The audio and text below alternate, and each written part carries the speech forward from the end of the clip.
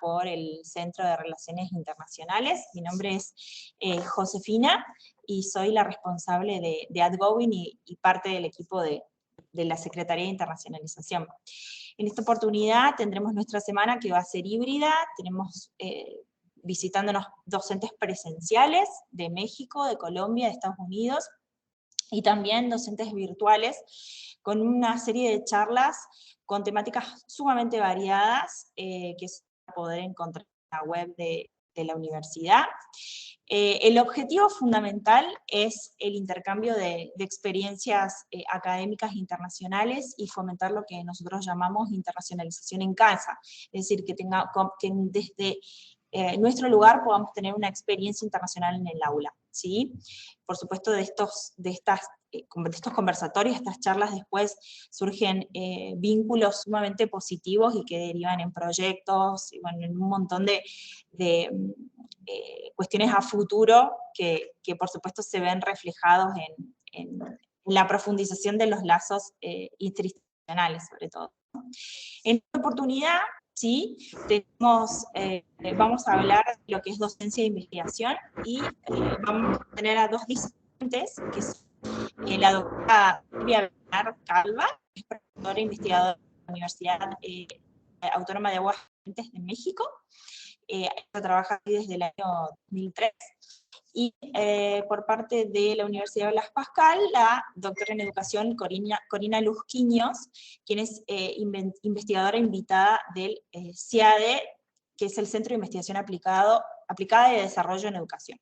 Y la moderadora será Valeria Mosqueta, quien es la directora del CIADE, del Centro de Investigación Aplicada y Desarrollo en Educación, y además es asesora pedagógica, docente de posgrado y de grado en la Universidad Blas Pascal. Y también nos acompaña Leticia Di Siena, quien es la directora de la licenciatura en inglés aquí en la Universidad Blas Pascal. Bueno, sean bienvenidas. Gracias, bienvenida. Bueno, Leti, vas a decir unas palabras y no paso a presentar a las disertantes, pero si querés avanzar primero. Bueno, antes de darles la palabra, quería comentarles que en nombre del equipo docente y en nombre mío de la licenciatura en la enseñanza del inglés, estamos muy contentos de recibir estas dos investigadoras que van a aportar a las experiencias y al conocimiento de nuestras estudiantes y profesionales que no sean de la carrera ni que sean específicamente de la enseñanza del idioma inglés, sino que estén vinculados con la educación y con las ciencias sociales. Nuestra carrera apuesta a el desarrollo del profesional investigador de su propia práctica, por lo cual siempre estamos en búsqueda de experiencias nacionales e internacionales para enriquecernos y bueno, este diálogo va a ser un diálogo abierto que Valeria Moscheta va a moderar y les va a presentar a Silvia Bernard y Corina Luzquiño. Bueno, bienvenidas y gracias por estar. Bueno, muchas gracias José del CRI y muchas gracias Leti desde la dirección de la licenciatura en enseñanza del inglés. Bueno, es un placer para mí poder formar parte de este evento y también de darles la bienvenida a estas disertantes de lujo, tanto a Corina, que es de la casa, como a Silvia, que es nuestra invitada y nos acompaña desde México, ¿sí? Bueno, comenzamos presentándola a Silvia. Silvia Bernard Calva es originaria de la Ciudad de México, donde estudió la carrera de Sociología en la UAM de Azcapotzalco. Hizo sus estudios de posgrado en la Universidad de Texas, en Austin. Es profesora investigadora en la Universidad Autónoma de Aguascalientes, donde trabaja desde el año 2003 en el Departamento de Sociología y Antropología. Allí forma parte del núcleo académico del doctorado en estudios socioculturales y pertenece al Sistema Nacional de Investigadores desde el año 1994. Desde hace poco más de 10 años, practica la autoetnografía como metodología y como forma de vida.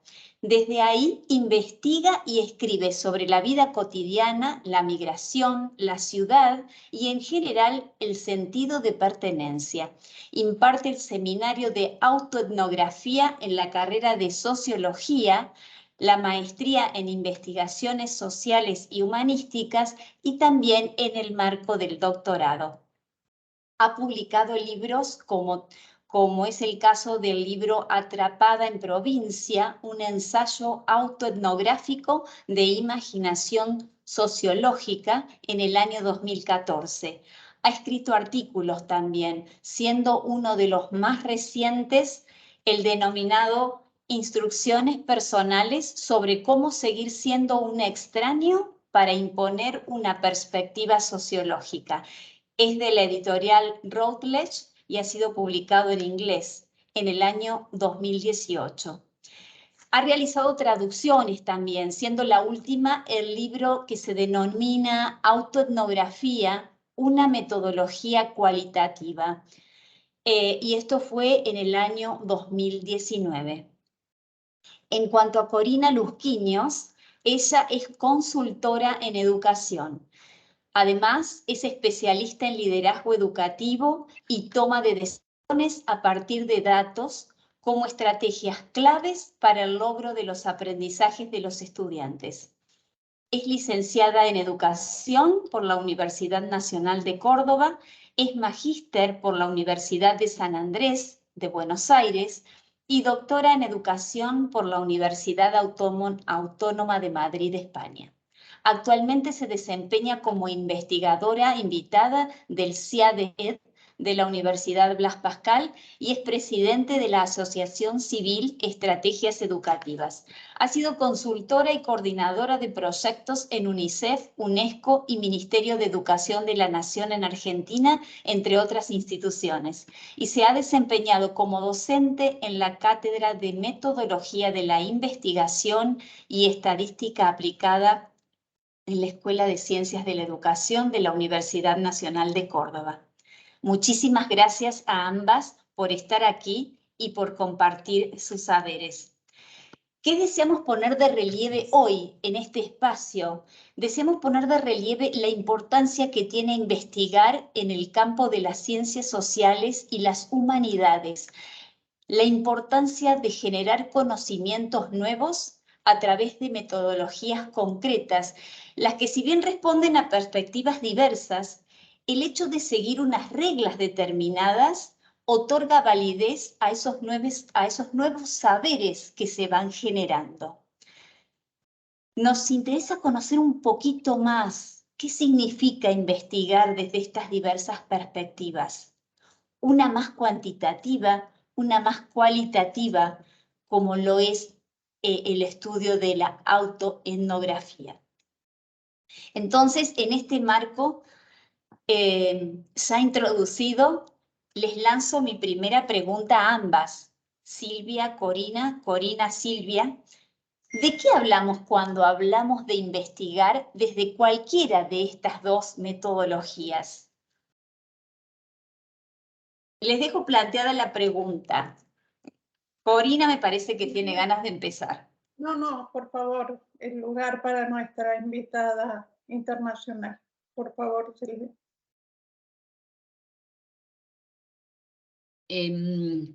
Bueno. Adelante, Silvia. ¿Sí me escuchan? Sí, te escuchamos perfecto, Silvia. Bueno, creo que por el ámbito académico en el que estamos, tenemos como cierta claridad en cuanto a qué implica investigar, ¿verdad? Y podría ponerlo para empezar un poco la discusión, pues que sería ir un poco más allá o mucho más allá del sentido común, ¿no? O sea, ¿cómo podemos generar un conocimiento que no sea un conocimiento de sentido común, aunque de ahí empezamos, ¿no? Y que nos permita incidir en el campo en el que intentamos hacerlo, en este caso el campo de la educación, de una manera que mejore, ¿no? Finalmente lo que interesa es que la educación sea mejor, por eso estamos aquí, ¿no? Y cómo hacemos o de qué tipo de recursos echamos mano para poder lograr ese objetivo, ¿no? Entonces, bueno, creo que aquí estamos Corina y yo, que somos como los extremos de las posibilidades de hacer investigación en el ámbito más cuantitativo, más tradicional, más canónico, y la autoetnografía, ¿no? Y la idea es que podamos, pues, ofrecerles nuestra experiencia como investigadoras ya de muchos años y cómo este tipo de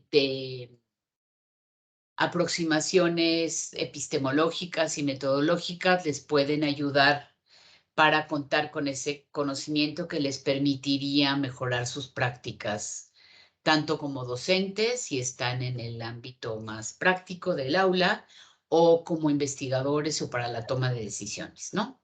Entonces, bueno, empezaría por ahí, le pasaría ahora la palabra a Corina.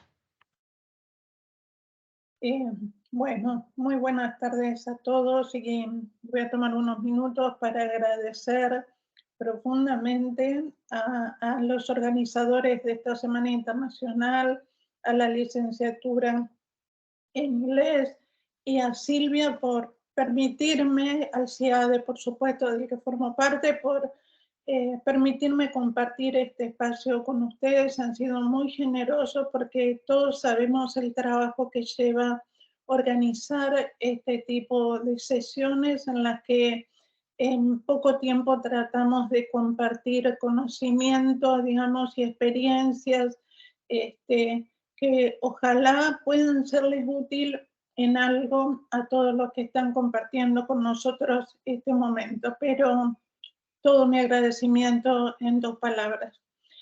Bueno, tal como dice Silvia, de algún modo estamos en las antípodas y eso no nos ha impedido tener muchos puntos en común en reuniones previas que hemos compartido. Desde un punto de vista cuantitativo, investigar significa producir conocimiento. ¿Qué conocimiento? Pues conocer aquellas tendencias comunes en realidades distintas. Y especialmente en educación, realidades distintas, pero que tienen estas tendencias comunes dentro de los sistemas educativos. Y si me disculpan, voy a incluir a la universidad. Yo sé que las universidades no se consideran parte de los sistemas educativos, pero hago una globalidad en ese sentido. Lo que buscamos, digamos, es justamente conocer aquello que tenemos de común, específicamente en educación, porque es un área en la que, por un lado, tenemos, digamos, el objeto o el objetivo de conocer, pero no solo por conocerla, sino para poder intervenir.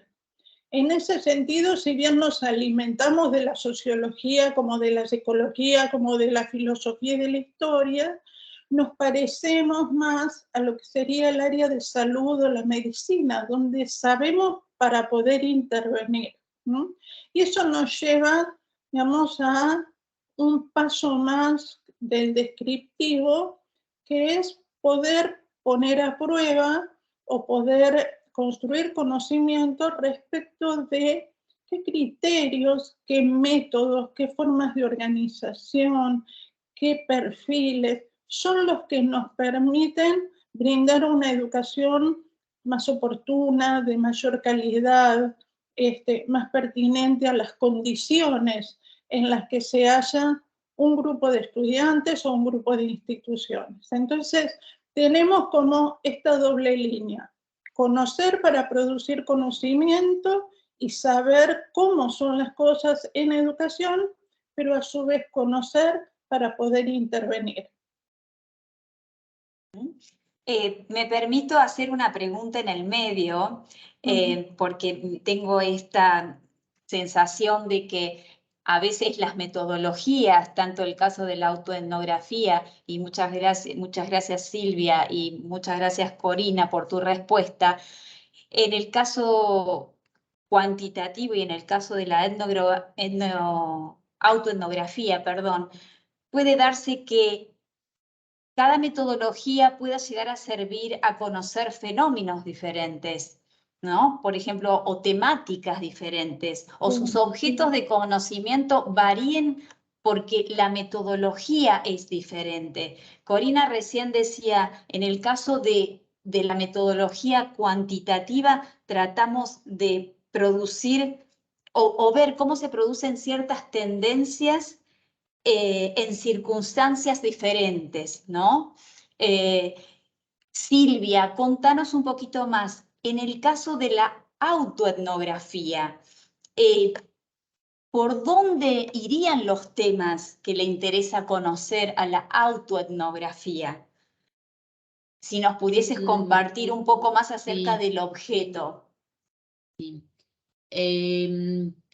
Me parece que aquí podríamos introducir un poco ese contraste, ¿no? De que hablábamos de los extremos, porque la autoetnografía, así como con las metodologías más cuantitativas, se buscaría encontrar generalidades, tendencias.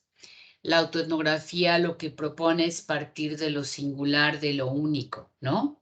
De lo contingente, de aquello que está en un momento, en un tiempo específico, ¿no? Y la apuesta de la autoetnografía es que partir de esas experiencias tan singulares, vamos a decir, y en la que muchas veces solo quien hace autoetnografía está presente, como en este caso podría ser una maestra o una maestra, un profesor en un aula, como que a partir de ir documentando esa experiencia individual, única, temporal, podemos generar un conocimiento que puede ser inclusive muchas veces complementario de aquel conocimiento que se genera utilizando otras metodologías, ¿no? Y que quizá mientras las metodologías más cuantitativas generan datos de grandes dimensiones, ¿no? Tratar de generar, pues eso, generalidades a partir de encuestas, de datos estadísticos, censales, etcétera, pues en la autoetnografía ese tipo de información se da, vamos a decir, en el otro extremo, ¿no? A partir de lo particular, de lo micro, vamos a decir, localizado, pero que ello puede dar una riqueza a la generación de ese conocimiento que no se puede generar con estas metodologías más cuanti, ¿no? Entonces, en ese sentido, hemos hablado en las reuniones para preparar esta, pues que pueden ser complementarias en esa medida, ¿no? Y que mientras las metodologías cuanti como que tratan de abocarse a lo general, lo que puede aplicarse, como les decía la doctora Corina, para todos en cualquier momento, en cualquier lugar, digamos, se aspiraría un poco a eso. En la autoetnografía sería más bien como partir de que esas experiencias pueden ser mucho más particulares, vamos a decir, y que la riqueza de describir, de analizar, de pensar, de relacionar esa experiencia individual con la de otras y otros, puede dimensionar esa experiencia, ¿no? Darle sentido a esa experiencia, que quizá desde estas metodologías más cuanti, pues no sería posible, ¿no? Entonces, quizá coincidiríamos a veces en temáticas, ¿no? Y de hecho, la autoetnografía ha tenido una explosión muy grande entre investigadoras e investigadores que se dedican al área de la educación, como es el caso de ustedes, precisamente por eso, ¿no? Porque ustedes mismas, ustedes mismos son actores de esos mismos procesos, ¿no? Y bueno, muchas veces pues son experiencias que se pierden porque no se puede como recuperar toda esa riqueza de lo que pasa en el ámbito de la educación, ¿no? Creo que en su caso es como muy claro lo que pasa en otros estudios autoetnográficos, que la apuesta es investigar, analizar y dar sentido a experiencias en las que estamos inmersos, nosotros como investigadores, y que quizá no, o otras personas no estén, ¿no?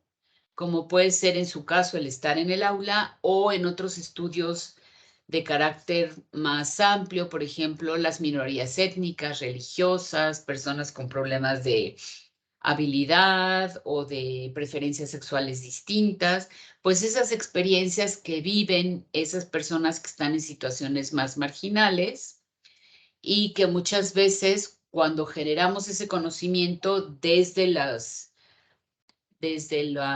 lineamientos más canónicos de las universidades y de las metodologías, pues se escapa eso, ¿no? Se escapan esas particularidades que pueden enriquecer mucho nuestra comprensión y darle sentido a esas experiencias, ¿no?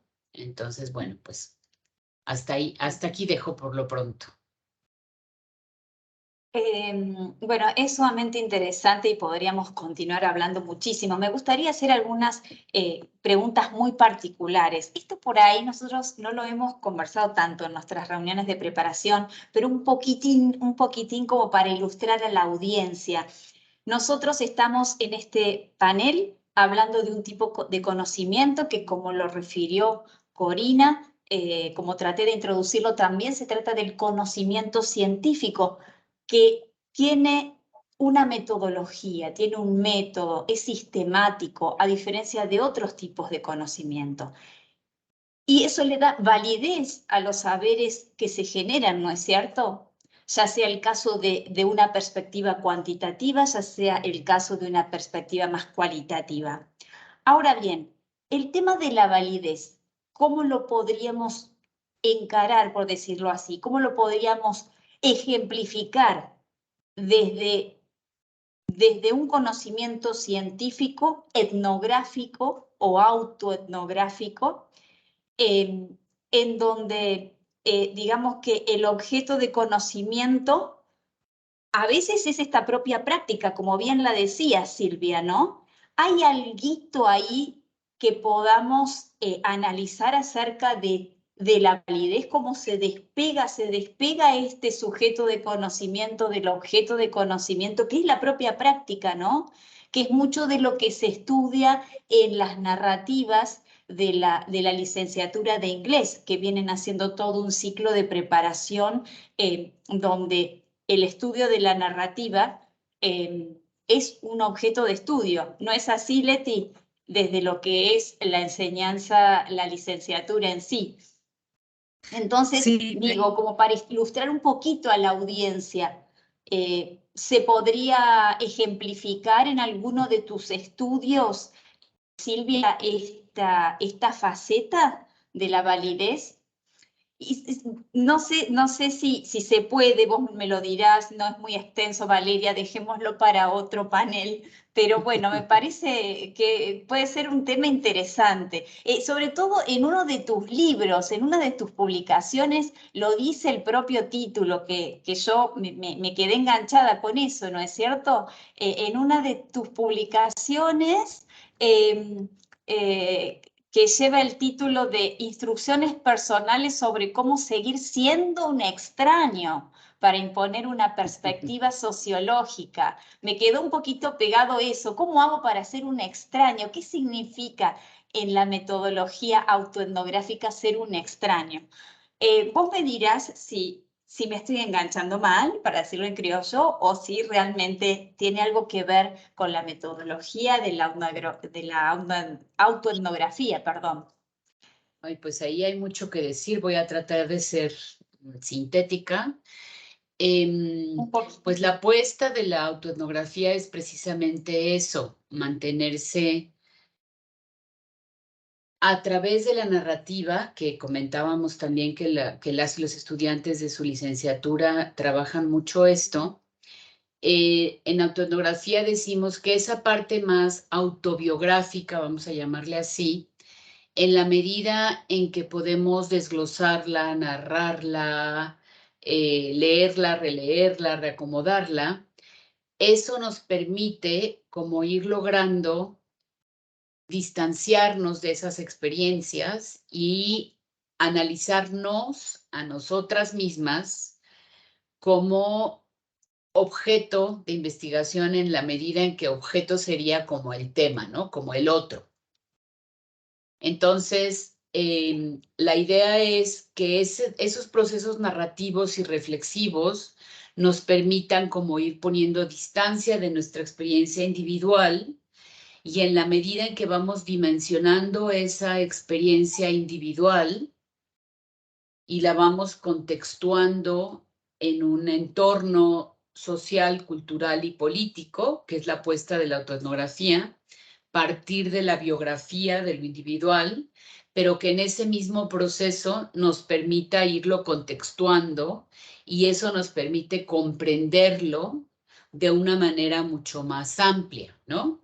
Y eso nos permitiría tener un mayor nivel de generalización, ¿no? De representatividad. Vamos poniendo el término representatividad entre comillas, que es todo un tema en la epistemología de la investigación y toda una discusión entre lo cuanti y lo quali, ¿no? Si un estudio puede o no puede ser representativo y cuáles serían los códigos, vamos a decir. Entonces, bueno, tratando de ser sintética, diría esto, ¿no? Partir de lo personal, pero con esa aspiración de ir hacia lo más amplio, ¿no? Cultural, social y político, y en esa medida nos permitiría como dimensionar esas experiencias y darle sentido y hacer posible comunicarlas con otros, con otras. Por eso decimos que la autoetnografía es proceso y producto. El proceso es precisamente ese proceso narrativo y de análisis en donde yo voy construyendo y voy desglosando mi trabajo de campo, que mi trabajo de campo pueden ser mis saberes, pero también los saberes de otras personas, ¿no? Que están en mi misma situación o en otras, y que en la medida en que yo les entreviste, los observe, igual que con otras técnicas dentro del área de la metodología cualitativa más amplia, me va a permitir poco a poco ir dimensionando esa experiencia, ¿no? Irla contextuando. Entonces, por eso decimos que es un proceso y un producto. Ahora, de la cuestión de la validez, que es otro tema muy importante epistemológicamente hablando y de mucha discusión entre las dos metodologías, en autoetnografía hacemos como mucho hincapié en que la validez muchas veces remite, y aquí Corina tendrá mucho que decir, a qué tanto eso que ponemos sobre la mesa en un texto, en un artículo científico, o también puede ser en una obra de arte, en un poema, o sea, utilizamos recursos también para llegar a un público más amplio. ¿Qué tanto eso lleva a que otros interlocutores, que pueden ser dentro del ámbito universitario y de la investigación, o de un público más amplio, qué tanto eso resuena? Por eso yo digo que la autoetnografía que yo hago es evocativa, como que pretende establecer un diálogo y que ese diálogo nos permita como poner ciertos temas en la agenda pública, ¿no? ¿Qué tanto el que yo te ponga un escrito desde mi propia experiencia autobiográfica y la haga autoetnográfica, que es de la etnografía clásica, vamos a decir, y además la tenga bien investigada, ¿no? Y además tome en cuenta las investigaciones que se han hecho en el ámbito tanto cuanti como quali, que tanto eso me permite poner un tema sobre la mesa, ¿no? O no nada más eso, sino permita que alguien que ha vivido una situación así y que muchas veces no está dicha, porque muchas veces las personas que están en situaciones marginales no tienen voz, ¿no? Que es una apuesta de la autoetnografía, que tanto yo permito a otras y a otros pues hacerse de su propia voz, ¿no? y que eso sea como un motor de transformación importante. No voy a abusar del micrófono, lo dejo hasta aquí. Y bueno, una Súper probadita. interesante, pero muchísimas gracias, Silvia. Creo que era una pregunta necesaria, es como que venía la pregunta. La hemos tocado siempre de refilón, como decimos nosotros, pero bueno, me parece que es muy rico ponerlo sobre la mesa y te agradecemos la síntesis. Y bueno, nos toca escucharte, Corina, en relación a estas temáticas tan críticas. A ver, no voy a hablar de temas de validez y confiabilidad porque seguramente lo vieron en metodología de la investigación de las carreras de grado, así como grandes títulos. Lo que sí quiero expresar que en educación, al fin y al cabo, se trata de personas y de organizaciones que son grupos de personas con un objetivo común. Entonces, la representatividad justamente hay que trabajarla conceptualmente y la metodología tiene que acompañar esa conceptualización. Y me permito darles 2 ejemplos hacia el lado de Silvia. Esto es, en primer lugar, ustedes saben que un principio de validez para el diseño de una investigación es contar con muestras conformadas por unidades elegidas aleatoriamente. Esto es, yo tendría que poner, por ejemplo, todos los números de identificación de los estudiantes o de los docentes de la UBP y ponerlo en un programita de aleatorización y que me diga, bueno, tienes que entrevistar al alumno 5, al 10, al 31, y entonces, yo, pero el 5 pertenece a una clase que no tiene nada que ver con la que pertenece el 31, o sea, eso me va a llevar a decir a conclusiones que no son correctas, porque nosotros sabemos cómo influye el aula, el grupo, el docente, las relaciones que se forman a lo largo de un cuatrimestre o de un año entre esos participantes, esos actores, ni que hablar cuando estamos hablando de la educación obligatoria. Los chicos conviven 6 años, ¿sí? En el mejor de los casos. Entonces, hay una visión ecológica, y lo llamamos así, de que tengo que elegir o escuelas completas, ¿sí? Y tener muy en cuenta el entorno al que pertenece esa escuela, porque influye culturalmente, porque influye en las relaciones que tiene la comunidad, que no se vuelven a repetir. Hay comunidades que son muy activas, que forman un diálogo estrecho con los docentes y los directivos, y hay otras que no. Y esto no es para siempre, estas son etapas, hay momentos en que la misma comunidad logra uno u otro comportamiento. Entonces, y especialmente porque sí hay algo que tenemos demostrado, que en Latinoamérica el primer predictor del desempeño de los estudiantes o del aprendizaje es su nivel socioeconómico de origen, lamentablemente. Cosa que no ocurre, por ejemplo, en países europeos, especialmente en los nórdicos. ¿Por qué? Porque las diferencias de clases sociales no son tan abismales como las nuestras. Las nuestras son tan abismales que se han generado circuitos culturales distintos, ¿sí? Entonces esto influye mucho en el desempeño de los chicos. Por un lado, entonces digo, ¿podemos elegir escuelas aleatoriamente? No, necesitamos referirlas a un territorio, necesitamos referenciarlas a un territorio con todas sus cualidades. Por el otro lado, y sí, ya yendo al aula, nunca me voy a olvidar la experiencia de haber participado dentro de UNICEF en una investigación sobre la situación social y educativa de chicos de comunidades indígenas, ¿sí? Y muy en particular con los chiquitos de la comunidad Vía Guaraní, donde se trabajó con los COM y los Vía Guaraní el tema del silencio, ¿no? El silencio tiene muchos significados para ellos. Entonces, cuando íbamos a observar una clase y estábamos con ellos, las clases son de un orden difícil que difícilmente encontremos en nuestras escuelas urbanas. Y lo que nosotros, por supuesto, automáticamente hablando con los maestros, catalogamos como de qué capacidad para mantener la disciplina. La maestra, que por supuesto se había formado como nosotros, dijo, esto no es disciplina, esto es manejo del silencio. Ellos me responderán cuando lo consideren oportuno. Y ahí empezamos a ver los distintos tipos de silencio, que por supuesto no voy a entrar ahora porque tampoco me los acuerdo en detalle, digamos, pero cómo cada comunidad logra significados de distinto modo, ¿sí? Y nosotros como buenos occidentales y sobre todo latinoamericanos siempre tendemos a hablar mucho, ¿no?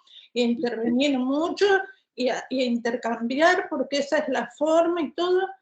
Y nos encontramos con una cultura donde el intercambio y el respeto se manifiesta también en el manejo de los silencios. Entonces, todo esto, por supuesto, que a la investigación cuantitativa le interesa porque cuando nosotros hablamos del diálogo, de la interacción docente-alumno, donde el docente pone en juego ese tercer elemento, pero núcleo, que es el conocimiento en su relación con el alumno, lo tiene que tener muy en cuenta. ¿Cómo lo recepciona el alumno? ¿Qué manifestaciones da de haberse apropiado de ese conocimiento? ¿Sí? Seguramente en un ámbito urbano, que el chiquito se mantenga en silencio, es que o no está interesado, no prestó atención, y no es así. O sea, no es así, por ejemplo, en este ejemplo que acabo de nombrar. Entonces, es muy importante esto de la resignificación de ciertas pautas que son generales, pero localizarlas, encontrarle el sentido a nivel local. Y esto se los voy a llevar con un ejemplo muy corto, pero cuando nosotros decimos que el agua hierve a 100 grados, hierve a 100 grados cuando hay una presión que está a nivel del mar, ¿sí? Esto es más particularmente en cierto punto de la latitud y longitud. Pero si vamos al Everest, el agua hierve a 82 grados o 85 aproximadamente. Y esto no nos invalida esto de que el agua hierve a 100 grados. Hierve a 100 grados, pero bajo ciertas condiciones. Y esto nos lo dice la física, ¿no es cierto? Entonces, si estas condiciones van a variar, seguramente este conocimiento básico de esta ley general que te estoy dando también va a variar. Bueno, es como que en educación y desde una perspectiva cuantitativa, lo que intentamos es estructurar el conocimiento de este modo. Miren, las tendencias generales son estas. Pero resulta que también hemos encontrado que cuando nos hallamos en otros grupos culturales distintos, esto va a variar. Muy bien, gracias. ¿Puedo comentar algo? Por supuesto. Creo que en ese sentido la autoetnografía tiene mucho que aportar, porque yo creo que si algo caracteriza a nuestros tiempos es que hemos ido aprendiendo a reconocer la diversidad con la que nos enfrentamos, ¿no? Con esto de la posmodernidad y el reconocimiento de los derechos humanos de los diferentes grupos, de las realidades sociales, económicas, políticas, culturales en el mundo, ¿no? Cada vez es más difícil sostener ciertas generalidades, ¿no? O si, por ejemplo, lo que comentabas, Corina, si estudias en una universidad y aprendes esto, ¿no? Por ejemplo, que no aprendes el papel del silencio, sino del control del grupo, vamos a ponerle de algún modo, no es mi área, ¿no? Y llegas ahí, supones que tienes buen control del grupo, y eso pues te va a llevar a que tu práctica docente no sea muy eficaz, ¿no? Entonces, en la medida en que puedes como ver o hacer presente tu incomprensión de eso o la situación particular en la que te encuentras, como que puedes encontrar una serie de elementos que te permitan realmente hacer tu práctica docente mucho más eficaz, ¿no? Y mucho más respetuosa y mucho más incluyente, ¿no? Entonces creo que en ese sentido, pues tendría, pues otra vez como que permitiría como que esta perspectiva, sin quitar la que se aprende o la que se conoce de las grandes tendencias, pues nos puede dar mucha riqueza, ¿no? Y yo, Qué valioso, qué discúlpame, lindo Vani, escuchar. me gustaría, Sí, por me supuesto. gustaría agregar algo, que precisamente acá llegamos al punto que nos motivó a convocarnos y a conversar, donde nosotros como profesores de la licenciatura, formadores de formadores, em, consideramos que la observación del campo, de nuestra práctica y el poder distanciarnos, como dice Silvia, de este objeto, ser uno mismo y ser el objeto de estudio, cómo esto que sucede adentro del aula puede enriquecer las investigaciones en educación para las futuras tomas de decisiones a gran escala a nivel sistema educativo o toma de decisiones adentro de mi ámbito como maestro, dentro del aula, dentro de las cuatro paredes y con mis grupos. Yo creo que ese diálogo entre investigadores y docentes que estamos proponiendo tiene que ver con eso, de que el docente con su observación de su propia práctica enriquece al todo y a la vez enriquece a su propio desarrollo profesional. Y nos parecía que encontrar estas dos metodologías de investigación muchas veces tan extremas eh, nos daba o nos planteaba el desafío de ver cómo nos enriquecemos de una de la otra y no descartamos lo que una línea de investigación le pueda aportar a la otra. Tuvimos muchas charlas previas, varias charlas previas con Valeria, Corina y Silvia antes de lanzarnos en esta discusión. Eh, y, y bueno, siempre llegábamos a este punto, que por eso que decidimos no poner un PowerPoint, no hacer una presentación así lineal, sino el ir conversando e ir viendo que a través de la experiencia de ellas dos como investigadoras, decirles o transmitirles a los maestros y a los profesores que son ellos quienes están dentro del campo y quienes aportan estos datos, esta información, para que luego se puedan llevar adelante proyectos de investigación. Esa era la intención esencial. Nada, las dejo seguir con las preguntas porque con Vale y las dos investigadoras hemos planteado un par de preguntitas para ir Sí, intercambiando. justo Leti, gracias, porque justo das el pie como para ir cerrando, que en nuestras previas charlas también queríamos como dejar un mensaje, ¿no? Las cuatro que charlábamos y sobre todo ellas, tanto Silvia como Corina, poder dejar un mensaje a los docentes en relación a la investigación, ya sea que sean consumidores que usen el conocimiento que deviene de la investigación o ya sea como hacedores de un proceso de investigación o como participantes de distintos proyectos de investigación. En cualquiera de los casos,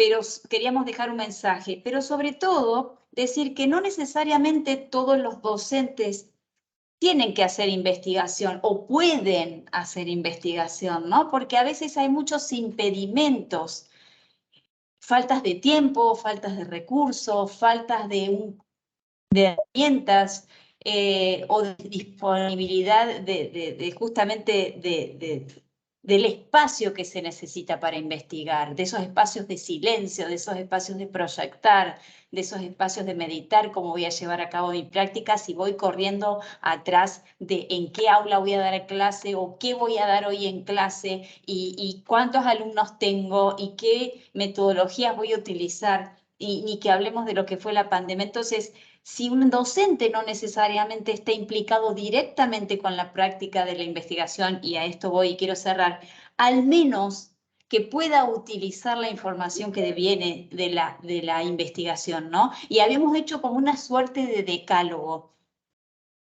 No sé si se acuerdan, no sé si llegamos a las 10, por eso no sé si es un decálogo, pero habíamos como avisorado algunos consejitos como para darnos a nosotros docentes en relación a la información, al uso de la información para dar clase, ¿no?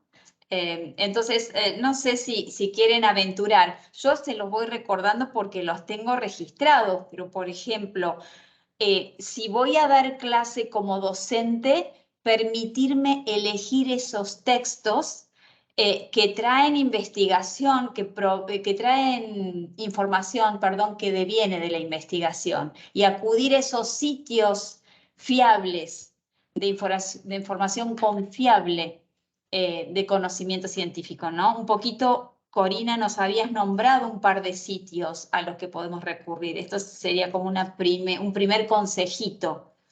Sí, a ver, es una cuestión técnica, pero hoy la validación se da entre pares, ¿sí? Sobre todo en investigación cuantitativa, y a partir de que uno publica, ¿no es cierto? Uno envía un artículo que es producto de todo un proceso y resultados de investigación, y entonces se hace la revisión de pares, los pares hacen ciertos comentarios y deciden si eso se publica o no, o si se presenta o no, por ejemplo, en los congresos internacionales. Esto se está poniendo en duda, no llegan los pares a poder hacer todo este procesamiento, y muchas veces juega un poco el respeto a otro par investigador, donde, bueno, si el otro par investigador llegó a estas conclusiones con esta metodología, yo no soy, digamos, quien para hacerle muchos planteos. O sea, esta revisión de pares es como bastante, no es de una profundidad, digamos, terrible, sobre todo cuando toda la investigación se tiene que reducir a 6.000 palabras. Pero hoy lo que se utiliza es eso. Pero también quiero comentarles que las investigaciones reconocidas porque se publican en lugares muy importantes, en revistas Q1 son los cuartiles, ¿no? Las Q1 son las más leídas y donde se cita más a sus autores, tienen entre un 95 y un 98% de descarte de potenciales publicaciones presentadas. O sea, solo entre un 3 y un 5% de los artículos que se presentan son aceptados para incluirlos en este tipo de publicaciones. Entonces, acá hay una cuestión que hoy se da en estas condiciones. Yo hace 15 años jamás le hubiera dicho esto, ni que hubiera creído que iba a evolucionar de este modo, ¿sí? Pero hoy, como se puso como criterio de excelencia publicar en revistas Q1, y esto le pasa a los académicos más allá del área a la que se dedican, ¿no es cierto? Hay como una carrera por esto, y entonces esto, digamos, se convierte como en una cúspide de artículos, y por supuesto las revistas también tienen, las revistas digamos, de investigación, tiene que ver con que saben que si un autor es muy seguido por otros, muy leído, y seguramente logre mayores publicaciones que otras, porque las clasificaciones que tienen también es a partir de las lecturas que se hacen de esas revistas. Esto les quiero decir como que la circulación de la investigación se ha convertido en prácticamente un mercado bastante cerrado, ¿no? Pero entonces, esto también está pegado con el tema de la evaluación de los pares y decir, bueno, ¿cuál es el tipo de conocimiento que vamos a elegir? Pero circula otro tipo de conocimiento, sobre todo por los libros o por revistas que tienen, digamos, son menos exigentes a la hora de seleccionar los artículos, donde se nota que circula datos y conocimientos donde podemos ponerle un signo de pregunta. Y ustedes lo van a ver porque, digamos, son los temas de moda, ¿no? Y en educación, por ejemplo, el tema de las neurociencias, el tema de las emociones, uno lo encuentra en todos lados.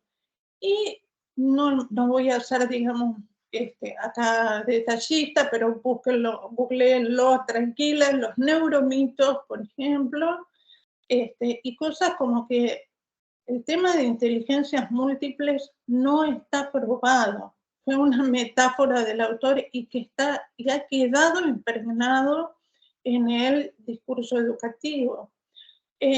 Las neurociencias haciendo recomendaciones a la educación cuando la definición de aprendizaje que se hace en la neurobiología, base de la neurociencia, y la educación es distinta, ¿sí? Partimos de una definición de aprendizaje distinta y sin embargo después tenemos libros completos de neurociencia haciéndonos recomendaciones a educación. Cosas como que existen estilos distintos de aprendizaje. No hay prueba de que existan estilos distintos de aprendizaje, ni que tengamos desarrollos, digamos, o funciones ubicadas distintas en una lateralidad del cerebro o en otra.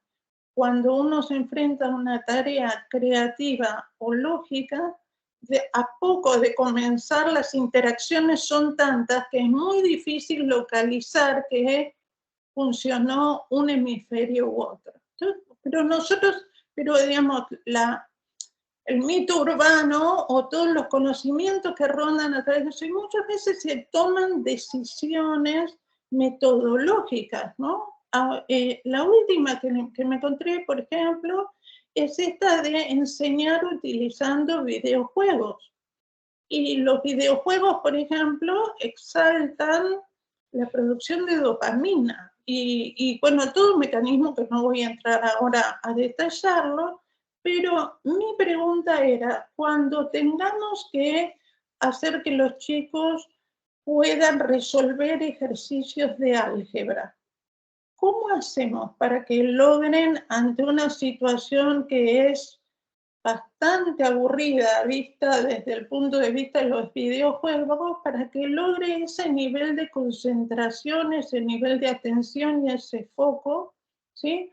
Cuando no va a tener ni colores ni cosas moviéndose adelante de él?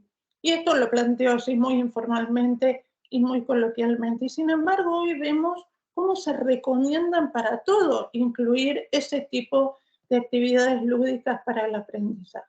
Entonces digo, hay mucho, y quizás me estoy yendo un tema que excede a la licenciatura en inglés y todo, pero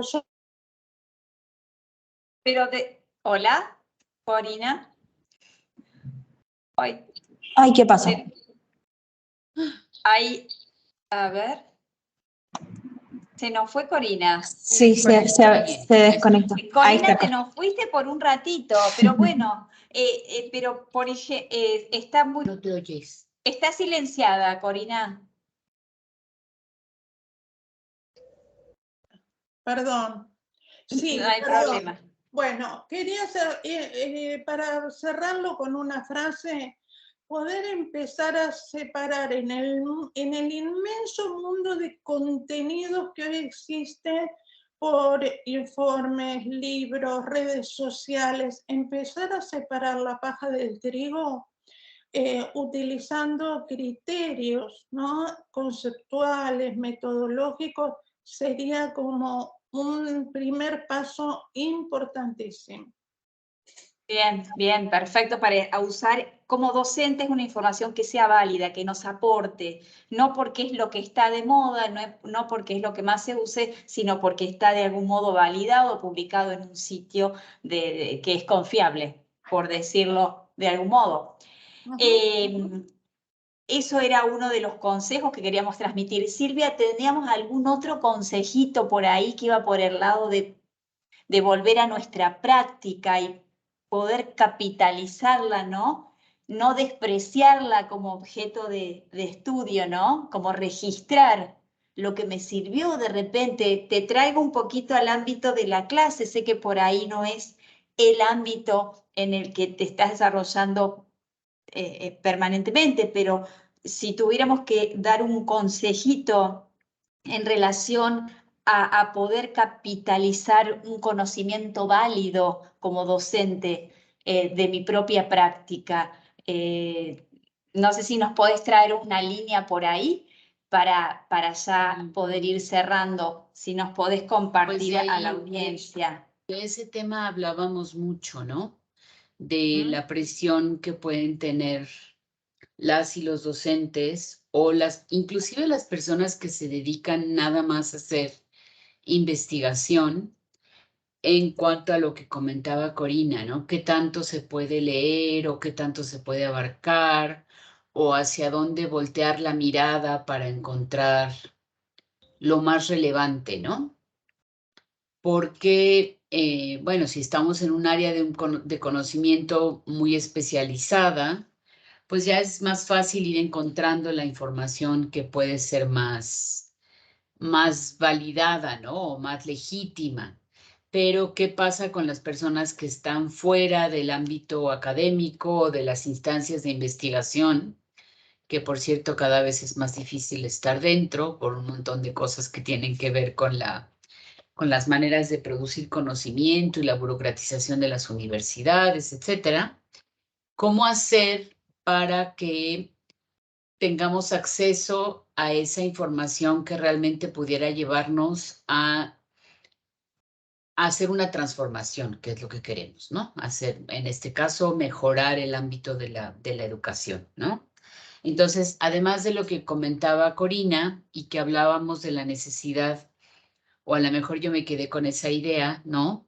De la divulgación científica, ¿no? Y de cómo mostrar a las y los estudiantes en los posgrados cómo buscar en dónde, ¿no? De tal manera que pudieran tener un acceso más, pues más eficaz a los temas que quieren trabajar y más cuando ya están en el ámbito profesional, pues que se encuentran con un mundo tan rápido como comentábamos de encontrar el aula, ver qué vas a decir, cómo lo vas a abordar y también no sé ustedes, pero aquí llenamos formatos, ya hacemos evaluaciones, ya hacemos planeaciones y eso implica pues como mucha presión, ¿no? Entonces hablábamos por un lado de la importancia de poder acceder a información de buena calidad, ¿no? A información académica más sustentada. Y en el otro lado, digamos, la importancia de valorar la propia práctica, ¿no? Y en ese sentido de valorar la práctica misma de cada persona, pues trabajar mucho en ir documentando nuestra experiencia, ¿no? Por eso hablaba yo de vivir la autoetnografía, es en ese sentido en el que nos referimos en autoetnografía, de que en la medida en que somos capaces de ir documentando esa experiencia, escribiéndola, aunque sea un poquito, ¿no? Pensando las encrucijadas con las que nos encontramos, etcétera, cómo podemos ir llenando ese hueco al que nos lleva estar todo el tiempo tratando de cubrir como las expectativas de lo que implica un trabajo profesional ya una vez terminado un grado, ¿no? Ya sea de licenciatura, maestría, doctorado, lo que sea.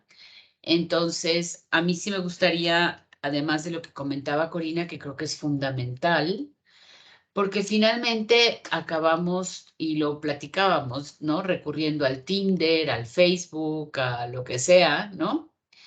Y pues ahí se pierde todo el trabajo y toda la seriedad que implica publicar en una revista número 1, como de lo que comentaba Corina, ¿no? Y yo creo que la otra parte que pudiera como enriquecer este acercamiento a un conocimiento más certero es precisamente como valorar la propia experiencia, ¿no? Y hacer un esfuerzo de ir documentando esa propia experiencia. Aunque a veces surgen cosas que pareciera que no tienen tanta relevancia o que en un momento dado no sabemos qué hacer con ellas, pues cuando menos ir buscando la manera de abordar esos huecos con los que nos enfrentamos en la práctica, ¿no? Ya una vez que dejamos la universidad o tomando decisiones también, ¿no? Finalmente, después de tanto estudiar, vemos cómo se toman las decisiones en el ámbito de las políticas públicas y es muy desolador, ¿no? Entonces, ¿cómo hacer para que nuestra práctica, esa ansia de conocimiento, vamos a decir, como que no se pierda en la burocratización del trabajo que vivimos en todos los niveles, ¿no? Tanto adentro de la universidad como fuera. Entonces, bueno, mi parte sería como enfatizar la importancia de nuestra propia experiencia, ¿no? Aunque no quepa en lo que creemos que aprendimos o lo que vemos que parece que no tiene lugar en ninguna parte, ¿no? Eso nos va a ir permitiendo como encontrar aristas de nuestra práctica que nos puede llevar realmente a hacer un cambio. Qué bueno. Y Gracias. me sumo a la invitación de Silvia, en que los docentes, me incluyo, que corremos de una aula a la otra y que vamos contra reloj y tenemos que llenar planificaciones y notas y correcciones, etcétera. Muchas veces nos dejamos de lado la importancia de tomar nota, de escribir y de registrar lo que sucede en el aula. Entonces, me sumo a la invitación de Silvia de escribir nuestras historias, nuestras propias historias, y releerlas, y cuando uno relee esa narración, toma un poquito de distancia y van surgiendo como ejes, como nudos temáticos y comunes a lo largo de un año, a lo largo de la experiencia en un curso en particular, y esos nudos, esas coincidencias, esas diferencias son las que nos ayudan como docentes a hacer nuestro pequeño cambio adentro del aula. Si bien no formamos parte de estas grandes decisiones políticas a nivel sistema educativo. Yo creo que la invitación nuestra desde la licenciatura es desde el lugar chiquito, desde lo subjetivo y desde lo personal, generar conocimiento, generar experiencias y a la vez compartirlas en espacios como estos, ¿no? Y otros muchos que pueden darse. Qué bueno, qué bueno. Me da la impresión que va de la mano de que poder generar criterios propios más allá de lo que nos viene dado desde las políticas, de la gestión que hay que cumplir. Así que bueno, nos vamos quedando con esas ideas y vamos cerrando con preguntas. Vale, perdón. Sí. Perdón, acá en el chat justo, bueno, viene un poco a colación de lo que estaban hablando. Silvina dice, quienes estamos en ejercicio de la docencia frente a alumnos, utilizamos gamificación y recursos multimedia porque tienen muy buenos resultados en las dinámicas de apropiación de conocimiento. Luego hay que generar un mix de actividades porque, claro, no todo es juego. Uh-huh. En ese sentido, creo que valdría la pena como retomar esto, ¿no?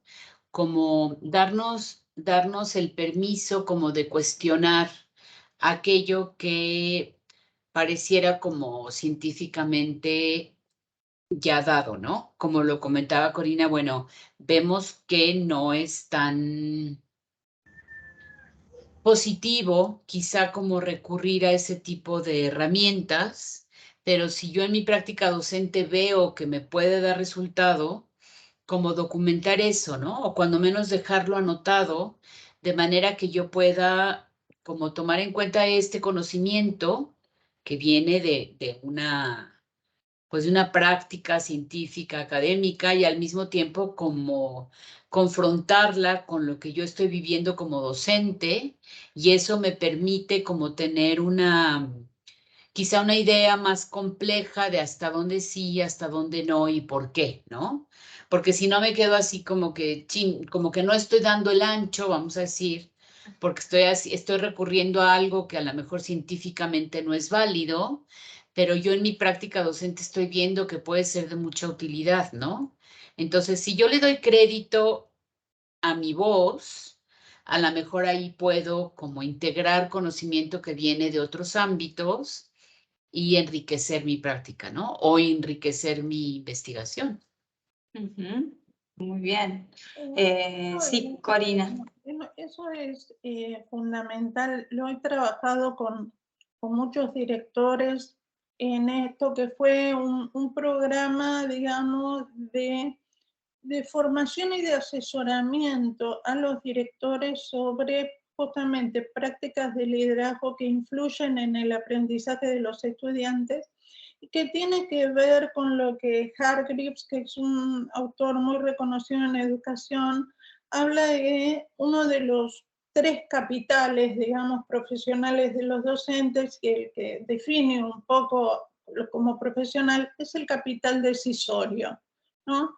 Y esto es, hasta dónde yo tengo todo un bagaje de conocimiento que viene de teorías distintas, pero luego tengo la sensibilidad como para interpretar la situación en la que tengo que actuar, y entonces tomo las decisiones que corresponden y que considero más oportunas y pertinentes para esa situación. De hecho, eso es lo que, no las prácticas de liderazgo en sí mismas, que, perdón que las traiga a colación, pero es el tema que yo investigo, sino justamente esa capacidad de combinar estas prácticas a partir de esa sensibilidad de lectura, por decirlo de alguna manera, de la realidad en la que tiene que tomar decisiones.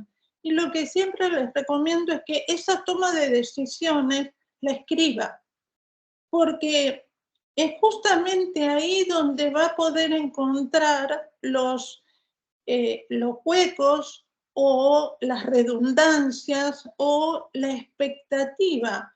¿Qué espera resolver, abordar o solucionar con ese mix de conocimiento que ha hecho para alimentar esa decisión?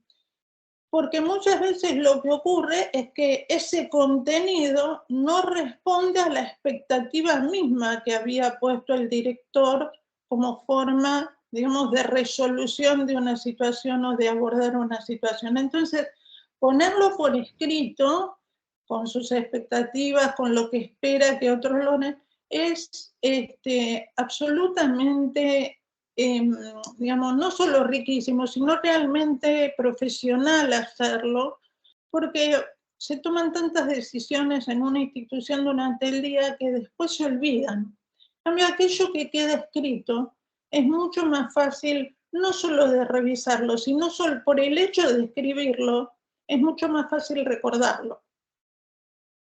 Sí, aunque no sea una escritura muy elaborada o Claro, muy, claro, sino una claro. nota, algo como una especie de bitácora que nos pueda ayudar a, pues como a mantener ese registro y también darnos voz a nosotras mismas, ¿no? Porque luego tomas decisiones a lo largo tenemos que estar tome y tome y tome y tome y tome decisiones y luego ya no sabes ni cómo, ni por qué, ni cómo le hiciste, ¿no? Exacto. Muy bien. Bueno, hay, digamos, aportes en el chat, ¿no, José? Como que están muy conformes en el caso de Sandra. Sí, totalmente. Excelente planteo, mucha claridad en lo expuesto, y Silvina también que dice que es importante destacar el rol docente vinculado a la investigación como una forma de desarrollo profesional. Qué bueno. Qué bueno que descubrimos como docentes también somos investigadores finalmente, no solo consumidores. Si no hay muchas preguntas más, yo no estoy viendo muchas preguntas más en el chat. No sé, José, si No, está no hay viendo más. alguna. No, no hay más, no hay más. No, Pero- sí, yo creo que estaríamos cerrando, recibiendo estos consejos de Silvia y de Corina, y sobre todo escuchando la voz de la audiencia, esta audiencia que seguramente son docentes en su mayoría, que estamos descubriendo eh, qué gran influencia podemos ejercer dentro de las cuatro paredes del aula donde permanentemente estoy tomando decisiones. Yo también me voy a sumar al agradecimiento de Silvina Greci.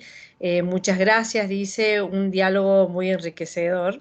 Y bueno, no sé, Vale, si querés cerrar Sí, la estamos charla. cerrando. Para mí, en lo personal y a nivel institucional también, digo que es un lujo poder darnos este espacio dentro de tantas ocupaciones que tenemos y corridas, eh, poder reflexionar siempre, que no perdamos la capacidad de los silencios para reflexionar sobre nuestras prácticas y poder volver renovados, ¿no?, a la realidad de cada día. Entonces, estos son espacios de lujo, son como pequeños tesoros, pequeños cofres con tesoros. Entonces, bueno, gracias a nuestras investigadoras de lujo, a Silvia, que nos acompaña desde México, a Aguascalientes, a Corina, que nos acompaña desde lejos también, porque vive en Buenos Aires, Corina, y nosotros estamos en Córdoba. Y no sé si tenemos gente de la audiencia que sea de las afueras de Córdoba, no lo sé,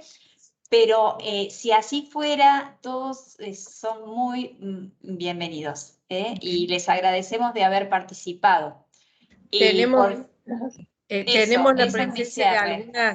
de algunas alumnas de la licenciatura y algunos profesores, y María Esther, se me fue, María Esther comenta que ella está incursionando en estas primeras escrituras en esta materia pedagógicas. Después, Qué nuevamente, bueno. sí, sí, estamos ejercitando, acá lo encontré, en muy sus primeras interesante. narrativas, sí. Sí, sí. Bueno, gracias a los profesores, a Sandra y Pablo, que son profesores precisamente de estas materias, que están allí atrás de las camaritas, algunos docentes que son estudiantes de la licenciatura, y a esta gente nueva que se ha sumado, que cuando nos planteamos en la organización de esta charla, le decía a Valeria que no solo era interesante convocar a los profesores de inglés que están estudiando la carrera, sino abrirlo a educadores en general. Y bueno, y allí se sumaron Silvia, Corina y Valeria. Muchas gracias. Muchas Muchas gracias. Y gracias. gracias a los Muchas gracias comentarios por que la estoy viendo invitación. también de otra de las alumnas de GIE que se acaba de recibir. Gracias, María Alejandra. Está muy agradecida por poder participar de esta instancia. Bueno, al igual que María Esther y Carla Carrizo, que es una profesora de muchos años, muy experimentada en lo que es la estadística, que también nos ha estado acompañando. Así que quizá la próxima le incluyamos a Carla también, para que Por supuesto.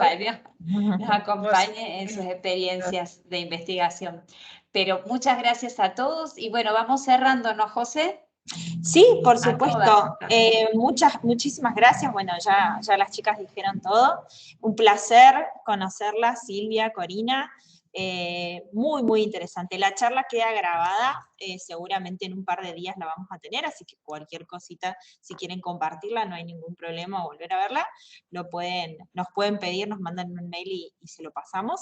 Pero bueno, de nuestra parte también, muchísimas gracias. Hubo un pequeño retrasito, pero se solucionó por suerte. Salimos. Muchísimas gracias. Adiós. Gracias a todos. Luego, un Gracias. abrazo. Hasta la próxima. Gracias. Muchas gracias. Que anden Chao. muy bien. Hasta luego.